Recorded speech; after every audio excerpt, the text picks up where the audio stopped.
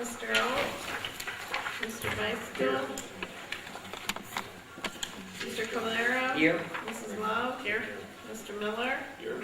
Mr. Polakowski, Mrs. Rhodes, Mrs. Shipley, Here. Mr. Benson.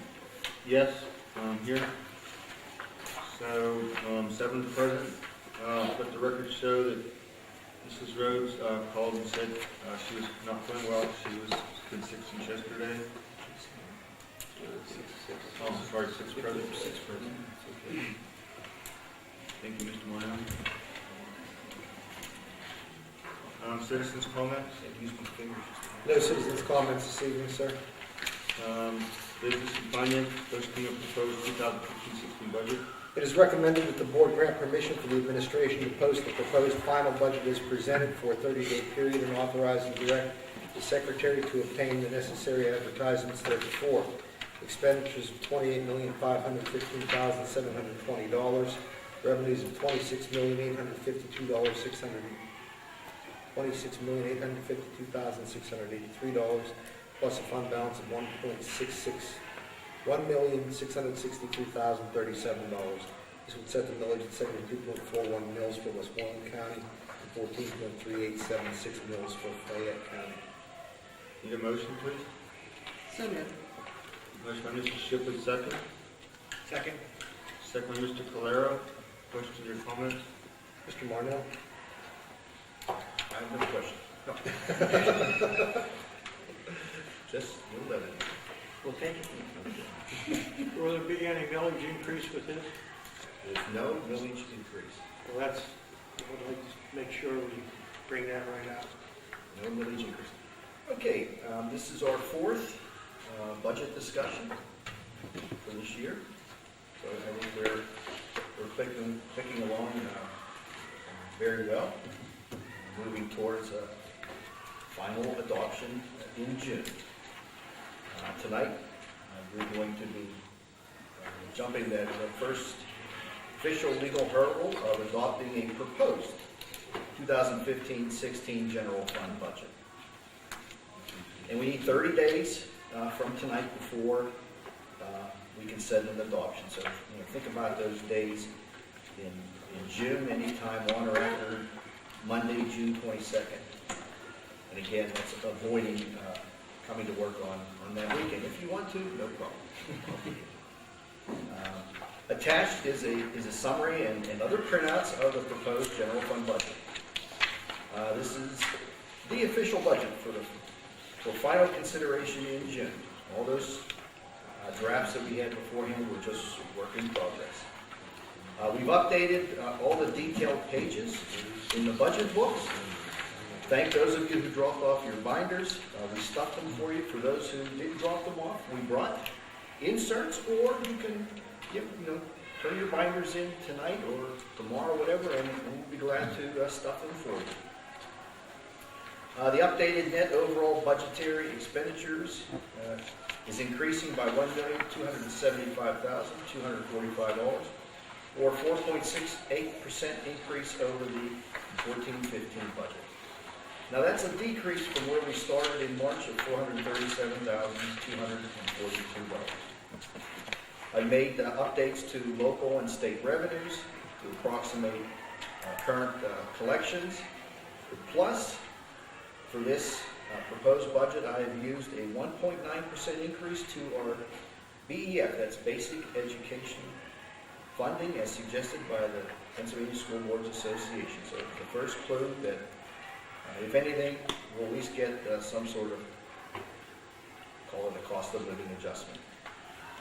We have not booked in an Act 1 tax increase or any increase for that matter, so there's no proposed tax increase. Overall, revenues are projected to increase $437,914, or 1.64% over the current budget. The bottom line is a current budget deficit of $1,663,037 before taking into account the plan to use the committed ERIP funds of $304,500, which is for the old ERIP program that's still running.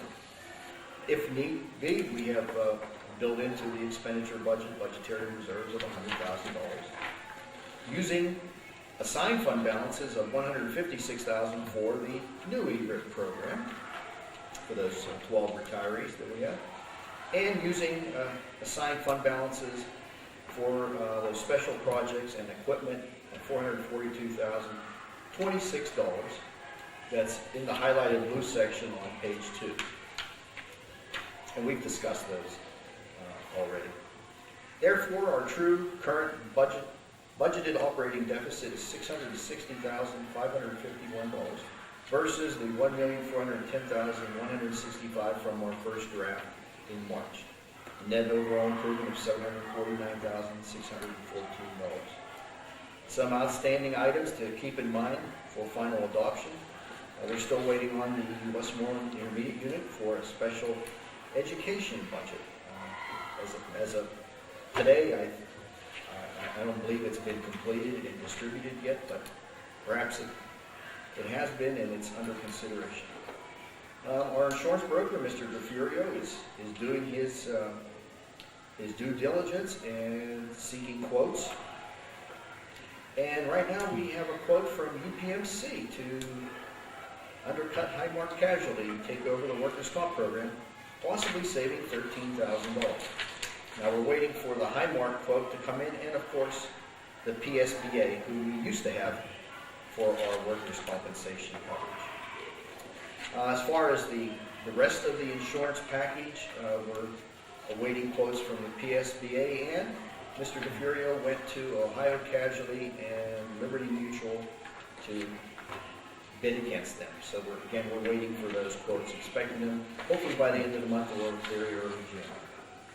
Again, of course, we've got the gym project that has gone out for bid, and of course we're going to be waiting for those bids to see what the final estimate will be, and hopefully we will have that for the final adoption. Of course, we talked last week about a potential energy savings project that is not in this budget because we have no numbers right now. It's very preliminary in the discussions. So just something to keep in the headlights for down the road. Attached is the summary that we've been using during our budget presentations. The flesh colored column is where we're at right now for the proposed budget, May 20th, and comparing the various object codes, salaries, benefits, so on and so forth, with the current budget and dollar change and the percentage changes. I put in red ink some of those items that we're still waiting on and looking for. In the middle section is the summary of the revenue section. Again, no tax increase is being proposed, and I've updated the state subsidies for 1.9% to the big subsidy, the basic education funding. Right now, still no change in the preliminary outlook of federal programs. We'll stay tuned for that. In the blue section, again, are those special projects and purchases that we have discussed. And down below is my short summary of the fund balances. I finished my projection for where we'll finish this year. Being conservative, I hope, to protect ourselves. That is on the fourth page in, you'll see a projection of year-end revenues, and at the bottom, a projection of year-end expenditures. I'm looking at revenues to come in about $526,000 over where our current budgeted expenditures are. And the expenditures, I'm looking to see to come out to the positive of $555,000. Between those two, I'm looking at an anticipated year-end deficit of about $167,000, about $992,000 better than what was forecasted. On page 3 is just another view of these summarized numbers. You can see that the local revenues, almost 41%, state revenues, a little over 57%, federal revenues, a little over 2%, and in our Expenditures, instructional expenditures of $15,979,000, 56%. Support services of $8,771,000, almost 31%. Non-instructional services, that's like the student activities and sports, $809,000, almost 3% of the budget. Our little facility projects, $198,000, almost 1%. Other expenditures, debt service, et cetera, about a little over 9% of the budget. And of course, we're looking to fund that potential deficit using committed and assigned and unassigned fund balances. Page 4 is that same look, but instead of a functional look, again, using those object codes, wages, benefits, so on and so forth. Wages being 43% of the budget, benefits about 22% of the budget, purchase services almost 5% of the budget, purchase property services a little over 3%, other big purchases 12%, consumable supplies almost 4%, new and replacement equipment a little over 1%, dues, fees, debt interest almost 4%, other obligations, the big one being debt principal, 5.7%, and then of course the budgetary reserve. That fifth page in was that my summarized projection of year-end revenues and expenditures. Then at the back are computer printouts from the system giving you different looks of the proposed budget. There's the major object codes, and then a more detailed look at all the object codes. Then in the back is a summarized version of the functional areas and the major object codes that make up each one. And in the very back is just that sample resolution for tonight's meeting. In your budget book, if you turn to tab 1, the very first page, which is showing the detail of local revenues. Flip open tab 1, turn to landscape. I made 2 adjustments to the property tax forecast. I backed out $5,082 in taxes for the Sears Holding Kmart project, or tax assessment, thank you. And I backed out $3,018 for the Commonwealth Renewable Tax Assessment. Turn to tab 2, very first page.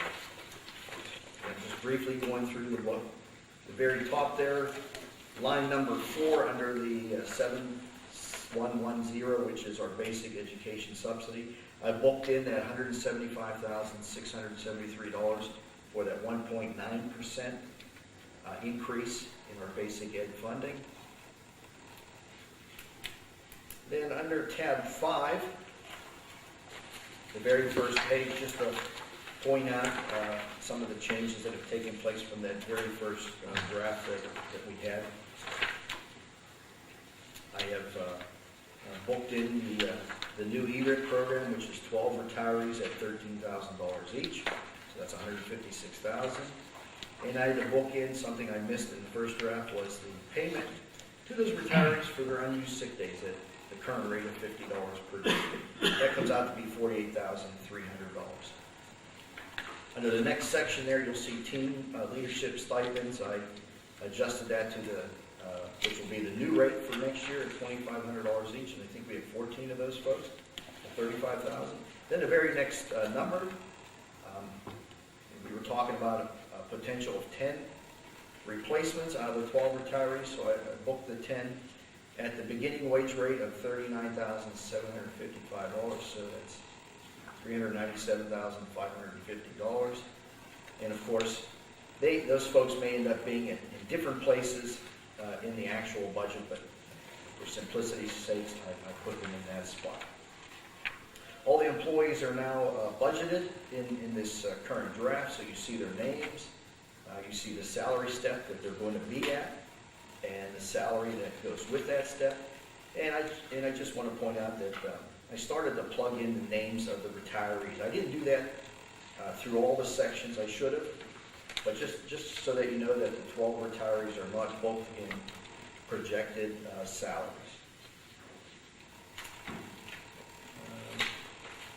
That just gives you a highlight of the kind of changes that have taken place on the detail pages. You can certainly take this home tonight and turn on your reading light and go through all the pages. In the back, under tab 18, we made the modification to the technology program as was discussed.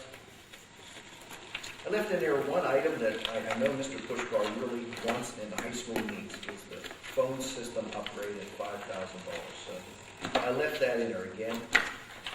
If we all feel that items like that need to be cut for final adoption, well, we've got all the details in the book, we can come back to the table and look at those. And of course, under tab 23, which is where we have some of those special projects booked, I had to change the estimate to the bid price for the high school entrance project. In that middle line item there, you had the 4600-450, I had 30,100. That's something, a number that I'd seen months ago. Well, the bids have come in, the lowest responsible bidders at $45,400. So that's just the highlights of some of the changes that have been booked in these detailed pages. We have the summary again. We've got another month to work on our budget, another month to get clarification on some of these outstanding items, another month to hear and see what may happen in Harrisburg. And that's the end of my presentation. Thank you, Jim. Thank you for your time and consideration, and of course, questions/comments. State subsidy, Jim, 1.9% governmental proposal.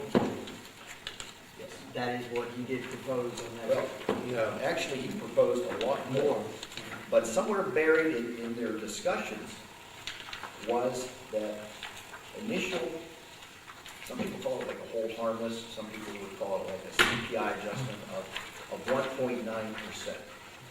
That came up in a PSBA document that we saw, and to me that sounds like pretty solid evidence that if anything, school systems will see some adjustment, and I grabbed the 1.9%. So we're talking about that is the minimum we'll probably be able to Yes. expect, and if the adjustment comes in, if we happen to have a budget before then, and the adjustment is higher, then you would make the adjustment here. And I did not apply that to the other big category, special education subsidy. I did not apply that factor there, just to the big one, the basic aid fund. So, trying to step towards a final budget, but yet trying to keep conservative and not overextend ourselves with helping. I think it's important just to reiterate too, something that Mr. Warnell said. Our budget projection for the end of the year will be approximately $900,000 less in terms of expenditures and money taken out of the fund balance than we had originally anticipated. We had talked about over $1 million, and now we're looking at about 166,000. You said, Jim? Yes. So that's a good thing. Any other questions or comments? Before I say roll call, just for the record, Mr. Alt in attendance. Yeah, would Mrs. Shipley and Mr. Calero be willing to amend their motion to include the verbiage that's in the official resolution that needs to be passed?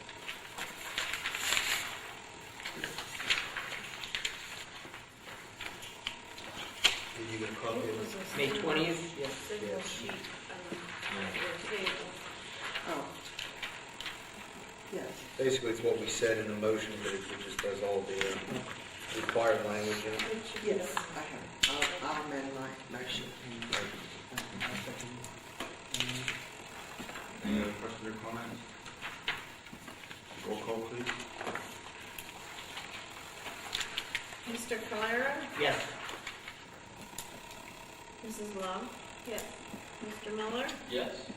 Mrs. Shipley? Yes, Mr. Alt? Just so I understand, we're voting on this right here?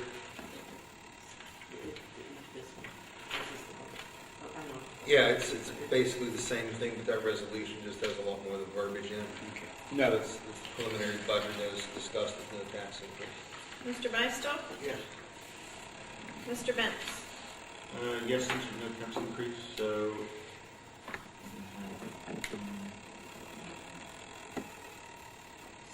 6-1-2. 6-1 with 2 absent. We need a. The other order of business we need to discuss this evening, which we neglected to get on the agenda, is we need to schedule a special meeting, as Mr. Marnell talked about, to vote on the adoption of the final budget. I'm recommending that we do that on Monday, June 22nd. The reason I set that at the earliest possible date is in the event that we have difficulty passing it, either for lack of a quorum or due to dissenting votes, and then or need to go back to the drawing board. That would give us 8 days before the end of June to do that. So our recommendation is that we have a special meeting, 7 o'clock in the middle school cafeteria on Monday, June 22nd. Need a motion, please? So moved. Motion by Mr. Miller, second. Second. Second by Mr. Calero. All those in favor say aye. Aye. We have to do the voice vote for that. I think if you could recognize that everyone said yes. I think you're fine.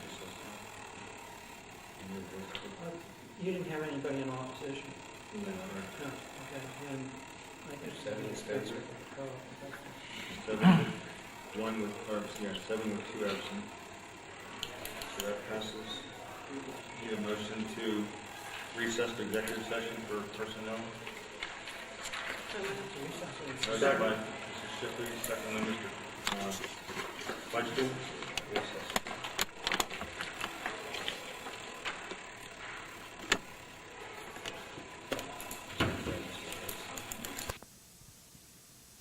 Mr. Feinstein, all those in favor say aye. Aye. All those opposed? Motion passes 7-2. We need a resolution.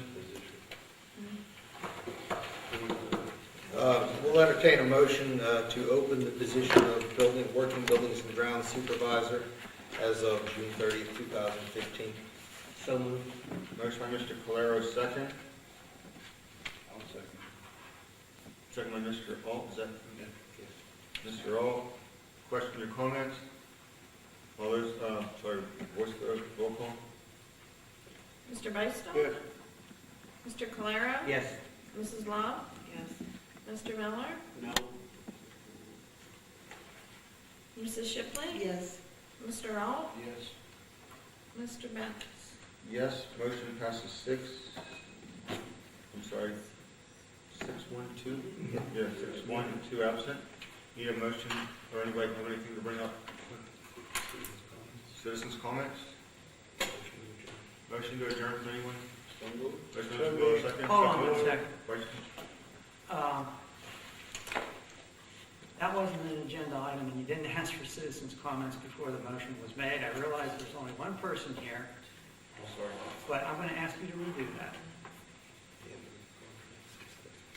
So, Okay, so the motion, I'm going to ask for a repeat of the motion to open the position of buildings and grounds. motion by Mr. Calero, second by Mr. Alt. Agreed?